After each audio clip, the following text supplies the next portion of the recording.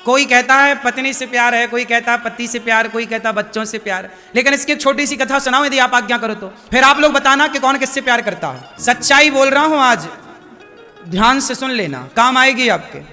आपको लगता है ये मेरे से प्यार कर रही है, ये लगता है मेरे से ये प्यार कर रहा है, बच्चों को लगता है माँ बाप प्यार कर रहे हैं, माँ बाप को लगता है बच्चे प्यार कर रहे हैं। छोटी सी कहानी है, जरा सी 1-2 मिनट की सुनो। उज्जैन की कहानी है। उज्जैन में एक राजा रहा करते थे, बहुत अच्छे धर्मात्मा राजा थे। वो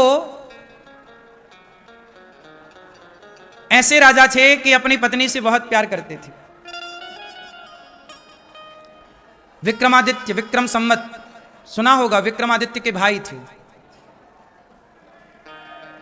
भर्तृहरि उनका नाम था। क्या नाम था? भर्तृहरि। भर्तृहरि नाम के एक राजा थे, उनकी बहुत सुंदर पत्नी थी। वो बहुत प्यार करते थे अपनी पत्नी से, बहुत प्यार। एक दिन क्या हुआ कि उनके राज्य में एक ब्राह्मण आए, और वो बड़े तपस्वी ब्राह्मण। उन्होंने तपस्या की तो तपस्या से कोई देवता प्रसन्न हो गए, और देवता ने उन्हें एक फल दिया। बोले तुम ब्राह्मण ये फल खा लो, सदा जवान रहोगे और अमर हो जाओगे। ये फल जो खाएगा सदा जवान रहेगा और अमर हो जाएगा। पंडित जी ने फल लिया, और पंडित जी को लगा मैं जवान रहकर और अमर होकर क्या करूंगा, ये जो हमारे राजा भर्तृहरि हैं ये बहुत अच्छे राजा हैं, यदि ऐसा राजा अमर हो गया तो ये देश सदा के लिए अमर रहेगा, ये देश हमारा सुरक्षित रहेगा। भाई देश है तो सब है, अच्छा राजा होना चाहिए देश का। भर्तृहरि हमारा अच्छा राजा है। तो पंडित जी फल लेकर गए, एकांत में मिले। महाराज यहाँ आओ, अकेले में। महाराज ये फल आप खा लेना, इससे आप सदा जवान रहोगे और अमर रहोगे, आपको कोई मार नहीं सकता, मैंने तपस्या करके पाया। राम राम। पंडित जी चले गए। राजा भर्तृहरि ने फल देखा, वाह। लेकिन राजा को तो प्यार था पत्नी से, उनको लगा यदि ये फल मैं खाता हूं तो मैं जवान रहूंगा, और यदि मेरी पत्नी फल खाएगी तो वो सदा जवान रहेगी, और वो जवान रहेगी तो मैं सुख लेता रहूंगा, आनंद लेता रहूंगा, तो मेरी पत्नी को फल खिलाता हूं। तो पत्नी के पास गए। भाग्यवान, सुनती हो? हाँ हाँ महाराज, ये लाया हूं तुम्हारे लिए, फल खाओ। क्या होगा?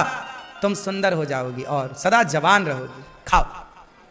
अच्छा मैं भोग लगा के खाऊंगी। भर्तृहरि चले गए। पत्नी ने फल रखा। पत्नी का चक्कर था सेनापति से। है क्या सही?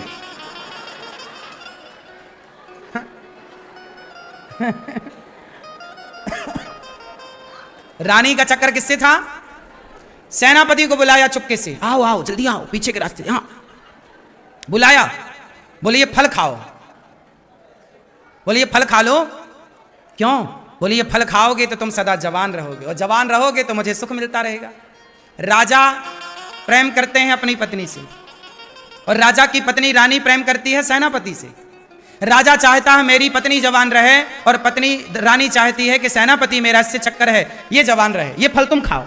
सेनापति फल लिया, बोले मैं खाऊंगा, यहां नहीं, अकेले में खाऊंगा, कोई देख ना ले। रानी गले लगाती है सेनापति को, फल देती है, और चला सेनापति। सेनापति फल रखा। अच्छा सेनापति का चक्कर था वहां एक नाचने वाली से। ये बिल्कुल सत्य कहानी बोल रहा हूं, लिखी है ये इतिहास के पन्नों में ये दर्ज है, मनगढ़ंत बात नहीं। वैराग्य शतक और श्रृंगार शतक लिखा है भर्तृहरि ने बाद में, पहले श्रृंगार लिखा फिर वैराग्य बाद में। तो भर्तृहरि के अब यहां सेनापति का चक्कर किससे था? एक नर्तकी से, नाचने वाली नर्तकी को बुलाया। ओहो बहुत सुंदर दिख रही हो, ये फल खाओ तुम सदा जवान रहोगी। मैया तुम कहां फोन लगा ली? हाँ? ये प्रसंग चल रहा है, बिना फोन लगाना कहीं।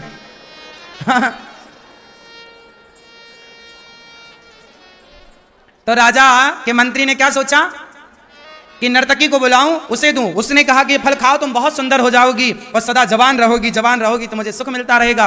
अब नर्तकी ने, नाचने वाली नर्तकी ने वो फल लिया, और नर्तकी ने सोचा कि मैं तो नाचने वाली हूं, मैं जवान होकर मैं सुंदर होकर करूंगी क्या, और सुंदर हो गई और जवान हुई तो और नाचना पड़ेगा सारी, अभी तो मर जाऊंगी, फिर तो नाचती ही रहूंगी सारी जिंदगी, मरूंगी नहीं, तो मैं क्या करूंगी।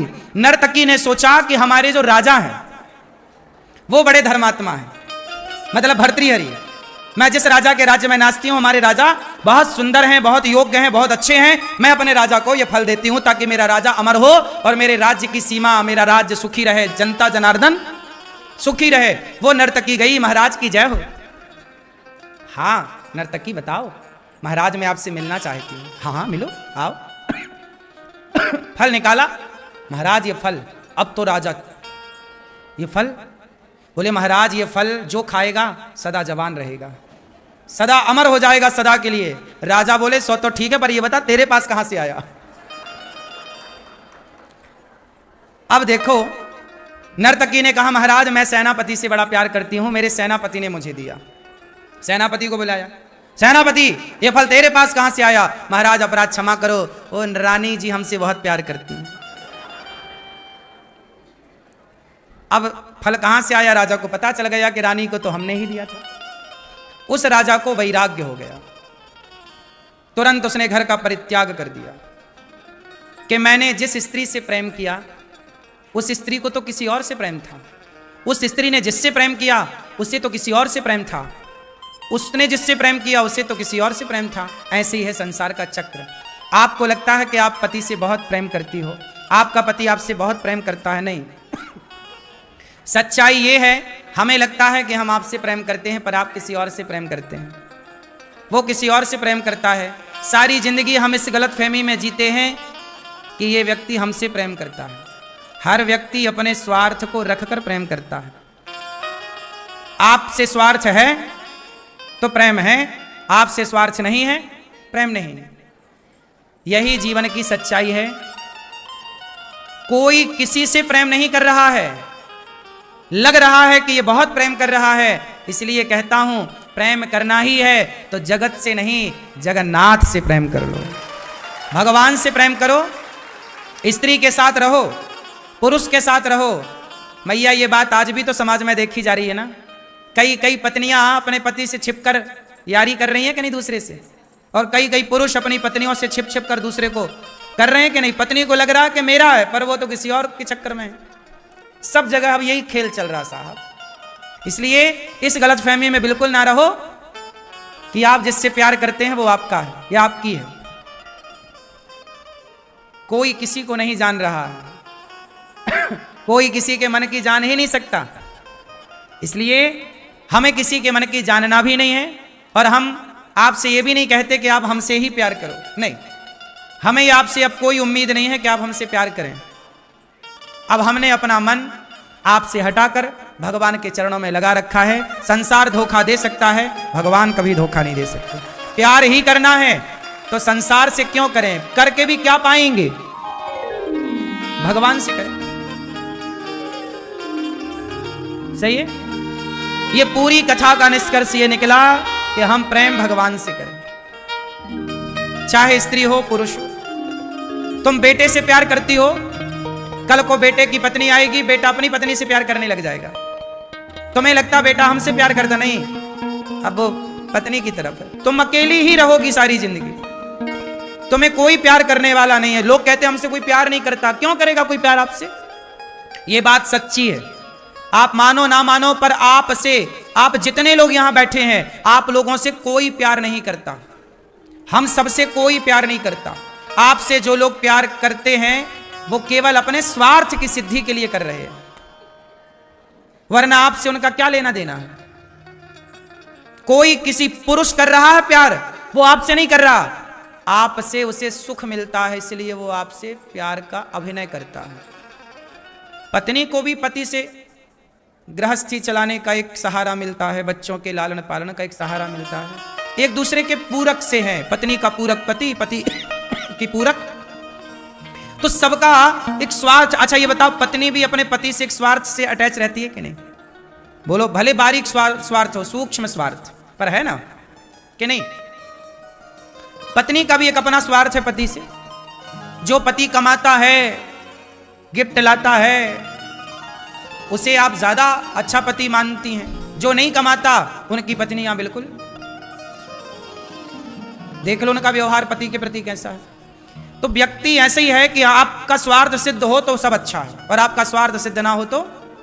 इसलिए संसार के चक्कर में ना पड़ो, समय ना गवाओ। अंत में जैसे भर्तृहरि को उनकी पत्नी ने धोखा दिया, पत्नी मतलब संसार, ऐसे ये संसार एक दिन आपको धोखा देने के लिए तैयार है। राजा की रानी ने राजा को धोखा दिया, तो रानी को सेनापति ने धोखा दिया।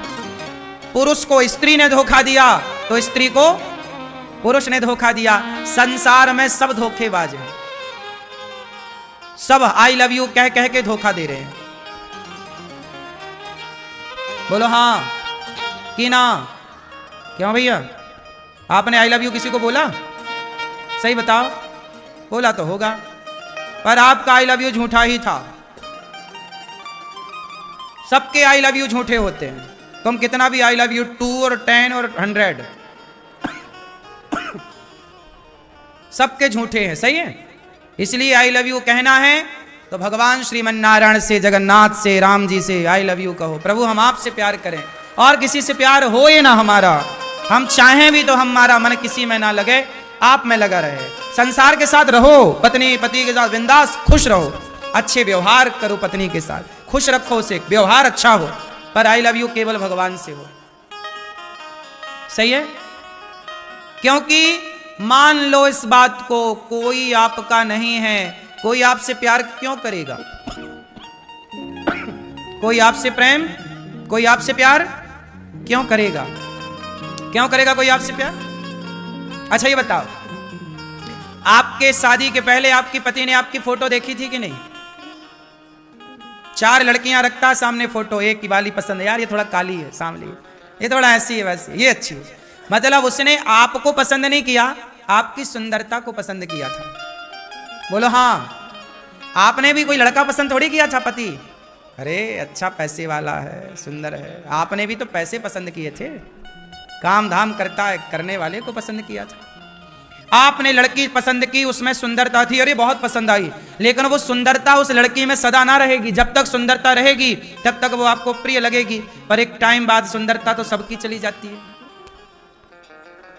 बोलो सत्ता, सिंहासन, सुंदरता, संपत्ति सदा के लिए नहीं है। सुंदरता सदा ना रहेगी, आपकी पत्नी सदा जवान ना रहेगी। आज सुंदर है, कल वो सुंदर नहीं रहेगी। क्या तब भी वही प्यार करोगे जो सुंदरता में करते थे? तब पुरुषों का व्यवहार पत्नी में बदल जाता है। पहले शादी हुई तो 1 महीने 2 महीने 1 साल तक तो हाथ छूटता नहीं है लड़का लड़की पति पत्नी का। जहां जाएंगे ऐसे जाएंगे, कंधे में हाथ डाल के एक दूसरे का हाथ पकड़ के चलेंगे, बैठेंगे भी तो हाथ पकड़ेंगे, क्योंकि शुरुआत है ना, स्पर्श भी सुख दे रहा है, एक दूसरे का टच। हाँ या ना? 1 साल तक तो हाथ छूटता नहीं है, कहीं भी जाएंगे साथ में। फिर वही पति पत्नी 10 साल बाद पकड़ाना अपने पति को, हाथ छोड़ दे, चल नहीं सकती कि लंगड़ी है। चल, ये सब समय रहते खुमार चढ़ता है, और समय के साथ ये सब खुमारी उतर जाती है। ये सब भैया चमड़ी की ललक थी, ये सब चमड़ी का अटैचमेंट था, प्यार थोड़ी था तुमसे, वो तो चमड़ी की भूख थी। तब वासनाएं ज्यादा थी तो अटैचमेंट ज्यादा था। अब देख चुके हो, सब कम हो गई चीजें। अब तुम्हारी हिम्मत भी खत्म हो चुकी है, बूढ़ा भी हो गया शरीर। इसलिए समय के साथ सब, इसलिए फिर भी कहता हूं कि रहो साथ में, एक दूसरे के काम आओ बुढ़ापे तक, लेकिन ये मान के चलो कि ये सब अपना नहीं है।